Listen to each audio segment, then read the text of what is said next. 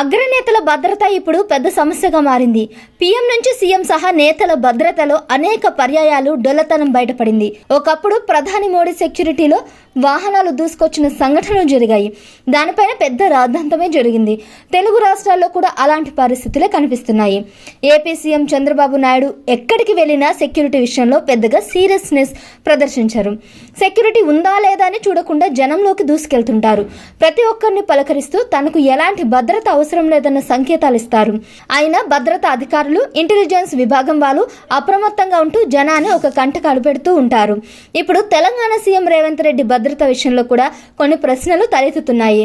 భద్రతను పర్యవేక్షించి ముందుగానే జాగ్రత్తలు తీసుకోవాల్సిన అధికారులు పనిచేస్తున్నారా లేదా అన్న అనుమానాలు కలుగుతున్నాయి.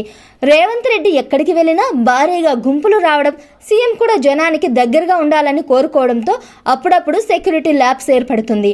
తాజాగా జరిగిన ఒక సంఘటన అధికారుల్లోనూ మీడియా వర్గాల్లోనూ చర్చనీయాంశమైంది. జర్నలిస్టులకు స్థలం అప్పగింత కార్యక్రమం రవీంద్ర భారతిలో జరిగినప్పుడు అక్కడ ఓ సందర్భంలో భద్రతా వైఫల్యం కనిపించింది. సీఎం రేవంత్ రెడ్డి, మంత్రులు పొంగినేటి శ్రీనివాసరెడ్డి, పొన్నం సలహాదారు వేం నరేంద్రరెడ్డి, ఓఎంపీ, మరో ఎమ్మెల్యే, నగర mayor, deputy mayor, media academy chairman Srinivasa Reddy, INPR commissioner, సీఎంఓలో ఉన్నతాధికారి, సిఎంపిఆర్ఓ, ఆ సొసైటీ పాలకవర్గం అంటే 5 డైరెక్టర్లు, అంతేకాదు మరో ప్రముఖ పాత్రికేయుడు దేవులపల్లి అమర్ కూడా స్టేజ్ పై ఉన్నారు. నిజానికి వేదిక మీద ఎవరుండాలి, వారి నేపథ్యం ఏమిటి అనే భద్రతా అధికారులు ముందే పరిశీలించి అనుమతులు మంజూరు చేస్తారు. అయితే రవీంద్ర భారతి సభలో మాత్రం సీఎం మంత్రులకు పాత్రికేయులు గజమాల వేసే సీన్లోకి ఒక ఆయన వచ్చేశాడు. ప్రముఖంగా కనిపించడానికి ప్రయత్నం చేశారు. ఎవరూ వారించలేదు. సెక్యూరిటీ ప్రోటోకాల్ను భిన్నంగా వంచిన ఆయన ఎవరు? దీని మీద రభస నడుస్తుంది.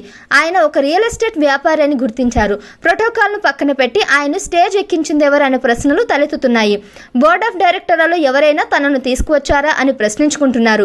వీఐపీల సెక్యూరిటీని పర్యవేక్షించే ఇంటర్నల్ సెక్యూరిటీ వింగ్ సైతం సదర్ అపరిచితుడు ఎవరు, సీఎంకు అంత సమీపంలోకి ఎలా రాగలిగాడు, తన నేపథ్యం ఏమిటి, పాలకవర్గ సభ్యులు ఎవరైనా దీనికి సహాయపడ్డారా, ఈ కోణాల్లో ఆరాలు తీస్తోందని సమాచారం.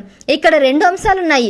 మొదటిది ఎలా రానిచ్చారనేది, రెండోది భవిష్యత్తులో ఇలాంటి ఘటనలు జరగకుండా చూడాలనేది. మరి భద్రతా అధికారులు దీనిపై దృష్టి పెడతారో లేదో చూడాలి. Please subscribe to KTV Telugu. KTV Telugu. KTV Telugu channel.